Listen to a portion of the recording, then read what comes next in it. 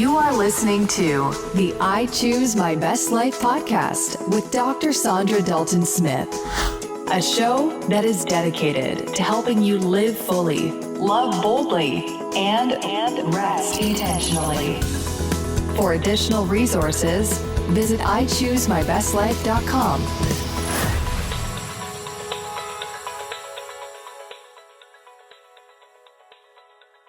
Are you tired of feeling trapped by the negative things you say to yourself about yourself? It's time to break free and live the life of freedom God intends for you to have. In my book, Set Free to Live Free, Breaking Through the 7 Lies Women Tell Themselves, I share some practical strategies to help you overcome those self-limiting beliefs and embrace a life of purpose, passion, and joy. Say goodbye to those doubts and fears and step into the life God has for you, one that is full and free. Get your copy wherever books are sold. Welcome, everyone. This is Dr. Saundra, and you're listening to I Choose My Best Life. Today, I have with me Dr. Robert Marbut. He is a homeless expert and the executive producer of a new film coming out titled No Address. I'm excited about this conversation because I think many of us really do not have a lot of the details about what the current homeless situation looks. So I'm going to ask you, Dr. Robert, to begin by just sharing a little bit about you, your journey. How did you get into this area? It started, I was at church, walked in church one Sunday, and we had a pretty famous pastor who's ready, great sermons and all that. And we walked in and he goes, so I had a great sermon prepared today. And he goes, but I'm not giving it. We're going to do something totally different. We're going to have a workshop here. So when I came into my office this morning, a man had died at the doorstep of our church trying to get in and warm. And we're in San Antonio, Texas. And I think it was 17, 18 degrees, 20 degrees. And a person had literally died at our church doorstep trying to get into the church. It's a true story, but it's also a symbolic story. It's a parable type story. And it's trying to get help, and the church door is closed. And so that changed everybody in that congregation that was involved in that. And that's where we started our very first program in San Antonio back in the 1970s. And it was, the first thing is, let's stop people from dying. I know that was literally the first thing. So that's how I got involved. And over years was a volunteer. And then I started getting into public policy. I'd worked on the Hill. I've worked in 3 administrations and got some degrees out in California and Austin. And I started realizing every time I had come back, the same people were on the street with some new people. And any time I asked about, where's Joey, where's Jose, where's Guadalupe, where's Lisa, where are they? I really enjoyed, they were fun, or we had something, we talked about Spurs or whatever. And sadly, person I ever asked for had died. And so that became this is crazy what we're doing. So we got to figure out how to do it at a systematic level, at a clinical. And I appreciate your background in medicine. Talk a lot about, if you go to an ER, you get assessed, you get treated, you get stabilized. Sometimes you get sent home. Sometimes you get sent to a specialty floor. And in the world of homeless, what we're doing is we either jail you and put you in a jail, which is for all sorts of variety of reasons that waste money, you don't get treatment, or we let you sit on a park bench and you don't get treatment there. Where you get treatment in the world of homeless and where you get recovery is inside of a real program, a Salvation Army, a Union Rescue Mission, which is now branded the City Gate Network, or a Gospel Rescue Mission, or an independent group like Haven for Hope or Alva Chapman Center in Miami. Those get great results. But arresting, which one side really, let's go arrest everybody, it doesn't work. And then letting you liberally hang out and you get to hang out on a park bench because it's your civil right, that doesn't work either. It works when you're in treatment. And so that became my core philosophy. And if you have to simplify it into one like phrase, and I think of this as the big national policy to a state policy, down to a mayor, down to somebody who runs a program, is right now in America, we're making it really easy to get high and we're making it very hard to get treatment. We need to make it very easy to get treatment and very hard to get high. We need to put money into treatment programs, not safe consumption sites, which is what we're doing in like Philadelphia and San Francisco, the 2 worst examples, just the horror of what that does. And then they don't put money in treatment. I think many of us aren't really aware of just how prevalent homelessness is. I think we feel like, oh, that's just something that happens in the big cities, and most of my town, I don't see it. So what is the reality of that? What are some of the numbers? This is awesome. I'm so glad. Thank you for asking. I wish I wish that was the first question everywhere, because some people go, I just look out the door and they go, we got a problem. And here are what the numbers are. 1.5 million children are on the street in all 5 categories that Department of Education looks at. 1.5 million. And that's growing. It's basically doubled in about 12 years. HUD tracks adult males and females. It's 1.2 million. And so that's almost 3 million together any one night, not throughout the year. That's right now, tonight, almost 3 million.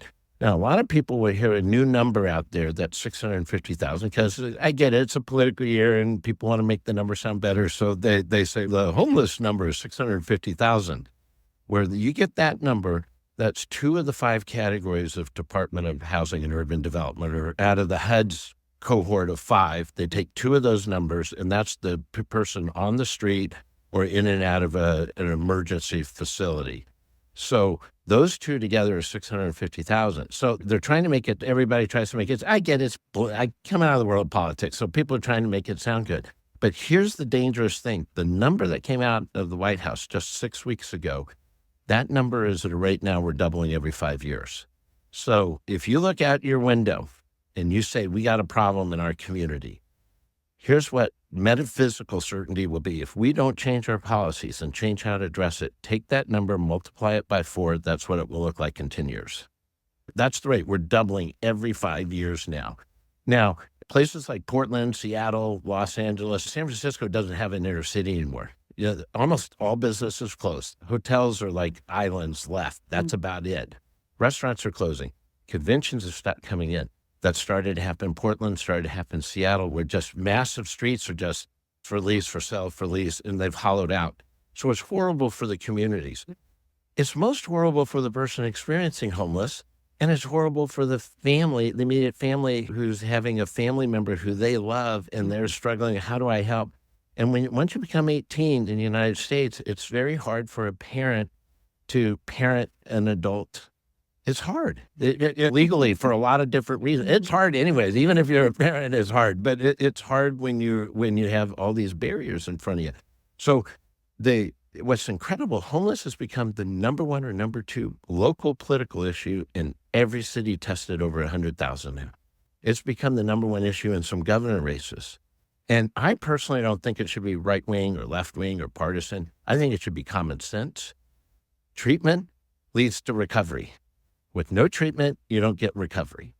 On the street, the California Policy Lab, which is UC Berkeley combined with UCLA, found that 3/4 of the people on the street have an untreated mental illness. And I mean that 650,000. I'm not talking all 3 million, but the 650 that the media talks about, that we see. 3/4 have an untreated mental illness. 3/4 have a substance use disorder. And it's often, almost always self-medicating. And there's some people that have the mental illness who don't do drugs, a few people who do the drugs who don't have a mental illness, but that's the exception.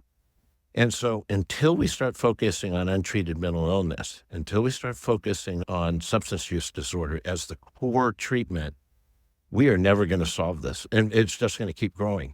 And there was a move in 2013 to just give housing vouchers away and think that was going to solve it. But what we know in the last 2 years, when California went all in on giving a bunch of these vouchers out, the death rate has doubled in California in 25 months. It's doubled in 25 months because people were getting a room without treatment, without observation, without care, and dying. In your world, if you were to have an internal medicine, I think that's what you are. If you had a problem, or somebody's having a stroke or a heart attack, myocardial infarction, would you bring them to the ER and say, oh, we're not going to see you and treat you. We just want you to hang out right there and hope you get treatment because you came to the ER. You get treatment when you go see the docs, the nurses, when you go through the clinical tests, when we do your blood screens, when we do your other basic vitals, and then you start doing specialty testing. But that's not what we do in the homeless world. In the homeless world, we say, here's a free key, hope it works out for you. And no, I'm not at all surprised the death rate is doubling, because I thought it didn't make sense at a clinical level. I'm not surprised our population's doubling now, because we moved away from treatment and we're saying, go get high. In fact, we, the government of San Francisco City and County, Philadelphia, we are going to make a place where you can go do your fentanyl and meth. We got to this is the craziest thing I've ever heard, that we said the government's going to fund a place where you can go get high, rather than let's fund a place that gives you treatment. Mhm. How far off track have we got? 'Cause I'm not surprised about how bad it is. I'm surprised how we've lost track of common sense. So true. And you've taken this on. You've really taken a stand to humanize homelessness and to make people more aware. And part of that is this Big Five campaign that you're here at NRB. If you're hearing any background noise, that's where we're at on site at NRB in Nashville, Tennessee. And I want to go over part of that Big Five campaign. A big part of it is your movie, No Address. Share with us a little bit about that part one of the Big Five. So we have had a part, it's incredible. The movie, which was originally going to be our anchor, and it is our anchor, but now we've added so much. But we got Billy Baldwin is starring it, Beverly D'Angelo, Ashanti, who is amazing. It was funny because the young people in my family, I mentioned some of the others, and they go, and then when you say Ashanti, they go, Ashanti's in the movies, Lucas is in the movies. So it's cool because we have two tiers of stars, one for my age group, I won't say what, wait a minute, and one for my kiddos who have a different group.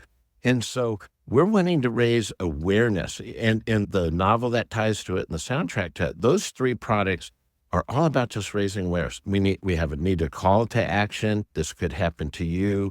It's humanizing, it's stories. And it's all about getting the general public to realize we're all humans. This is our brothers and sisters. But let's do our heart, but let's also have some wisdom and discernment. I call it smart love. I know, but I think that's important. I really think we have to have our brain and heart going together. I think God gave us both organs, gave us a soul, and also gave us a brain. Let's use them in tandem because that makes it smarter. So that's what the movie is about. No Address and we just call it No Address, the movie. And it's about just getting general awareness out about homelessness. And we do it through entertainment and storytelling.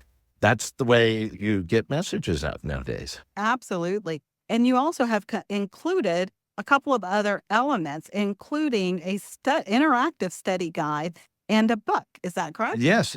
We strategically, so we have three products that geared toward just raising awareness, getting it put out to the public. But then we have one as a documentary movie, which is targeted toward the government, wonky world, my world.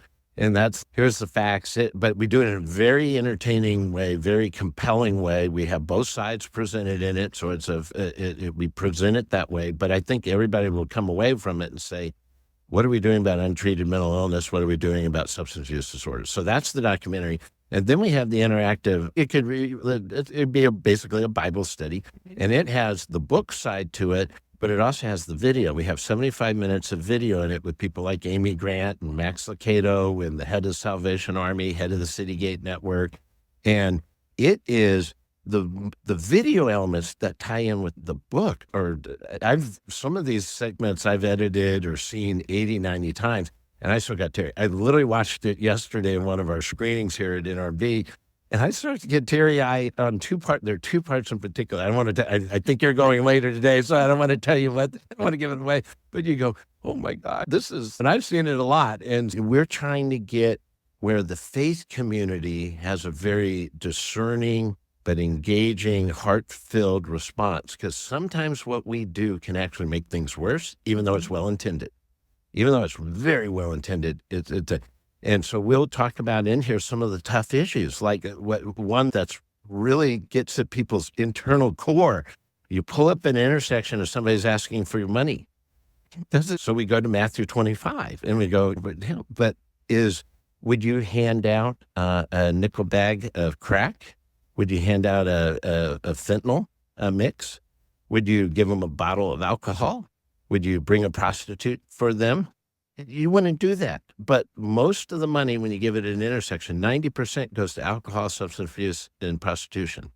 Why not, instead of giving $1 a day out the window, give $250 to a well-run Salvation Army or a well-run rescue mission? Still help, still give money, but give where it really works, and let's stop funding the negative bad habits. And that's, we're saying it, we don't say don't help. We're saying let's help with a thoughtful, meaningful, intentional way. So the Bible study, the interactive study guide, has a lot of mechanical things in it, a lot of how to do it. And everybody's, when we test it and go out and see how it works, almost every group says, oh, we were doing it the wrong way. Not every group, but most groups said, we didn't think of that. And so that's what we have, incredible faith leaders, but we also got tacticians and clinicians and doctors and MDs and PhDs to walk through about how do we do this best. And the reason why it's important on the faith community, after the Civil War in the United States, I'm not going to talk through the history of the biblical times. I'm just going to talk to the United States. After the Civil War, we had many widowers and many orphans. It was the faith community who stepped up, not government. There were no pensions. There were no pensions for some of the soldiers. There were no pensions. Nobody helped the widowers and such. So the faith community stepped up and helped, and they became the leader. And that became part of what we now know as Salvation Army, part of the Red Cross, part of the Rescue Mission. Bowery Mission and Salvation Army, both are formed within months after the Civil War. And so they've continued through. And the U.S. government doesn't get involved to homelessness till 1987. So for over 100 years, the faith community was the lead in this. And I don't want to say we've lost our way. That's probably too harsh, because some faith have been doing it great all the way through. But some faith have said, no, the federal government's involved. We're getting out of this. We're going to go do something else. And look what happened. Our numbers have gotten worse. When the faith community got off the field and let the federal government come in and take, that's part of the problem. Part of the problem is the federal policies are bad. Part of the problem is we in the faith community don't necessarily, we lead with our heart sometimes and not our heart and brain working at the same time, and say, here's a good way to lead with your heart that's sustainable and helps. I think that's so important. I feel like many of us, we have a heart for the homeless, but we see the person outside with their hand out or looking as if they're needing something immediate. And sometimes it just feels easier to hand the dollar out or the $5 or whatever it is. But knowing what you just stated, that actually be feeding the thing that is keeping them homeless, actually helps to see why that is not the best option for actually being able to help them get back to a place of health and wholeness. So of the 5, we talked about the movie, the documentary, the interactive study guide, the book, and then there's the soundtrack that goes with the movie as well, right? So that's your 5. How can people help support you? I know that 50% of the proceeds, I believe, are actually going towards what you just mentioned. We're giving 50% of our proceeds back to the community that are actually helping with people experiencing homelessness every night. And that's Robert Craig Film. That's the Robert Craig's doing that. And that's just unheard of. When we were involved in this, we made donations along the way. He would see something along the way and he'd make a donation on the spot. He's an incredible, generous man. And here are the ways you can go. The Interactive Bible Study goes live March 5th. And you can get it on Amazon if you want one book just for yourself. It's designed where you can do it individually or in a group. If you want a bigger group, go to No Address, the movie. Just if you type in No Address movie, you will get us. You'll find it in a lot of ways. And then you can go on and you can go to group cell form. So if you want the Bible study, you can get it individually or group. The documentary will be out late May, it looks like. Everything got thrown out by the actor strike. Everybody forgets, why are you there? We had to deal with the reality of what's going on with Hollywood. And the documentary will be late May, early June. It will be on a lot of streaming platforms. You'll see it. Please click on, go learn about it so we're all educated. So if the community of faith gets educated on it and you're working with your elected officials or local agents or your mayor, you do it smart. We just spending a lot of time about, let's do this with wisdom. Let's lead with our heart, but also with our brain. And then the main movie will be out in September, the full theatrical release that has love stories and action, all the stuff that everybody wants to see. I'm a little wonky, so I love that. I love the documentary, but other people are going to want to see more of the other family members that told me I'm not really into the documentary, but I want to see the movie.